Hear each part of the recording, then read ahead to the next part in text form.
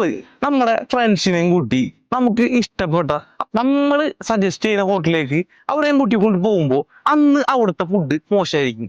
നിങ്ങൾക്ക് പലർക്കും അനുഭവം ഉണ്ടാവും. ഇതുപോലെ തന്നെയാണ് കാറ്ററിംഗുകാരെ ഏൽപ്പിക്കുമ്പോഴും. ചില കല്യാണങ്ങളിൽ നമ്മൾ പോകുമ്പോൾ നമുക്ക് ഭക്ഷണം ഇഷ്ടപ്പെടും. അപ്പൊ നമ്മൾ നമ്മുടെ ഫ്രണ്ടിനെ സജസ്റ്റ് ചെയ്യും അവന്റെ പരിപാടിക്ക് ഇത് ഏൽപ്പിക്കാനായിട്ട്. അവിടെയും ചിലപ്പോഴൊക്കെ പരിപാടികൾ മോശമാവുന്നത് നമ്മൾ കാണാറുണ്ട്. നമുക്ക് ആ വ്യക്തിയോടുള്ള ഇഷ്ടം കൊണ്ടായിരിക്കാം ഒരു പക്ഷെ നമ്മൾ ഏൽപ്പിച്ചത്. പക്ഷെ പലപ്പോഴും അത് ലാസ്റ്റ് നമുക്ക് അവരോടുള്ള മതിപ്പ് തന്നെ ഇല്ലാതാക്കിയേക്കാം. അത് ഈ ഫുഡ് ഇൻഡസ്ട്രിയിൽ എപ്പോഴും ഉണ്ടാകുന്ന ഒരു ദുരവസ്ഥയാണ്.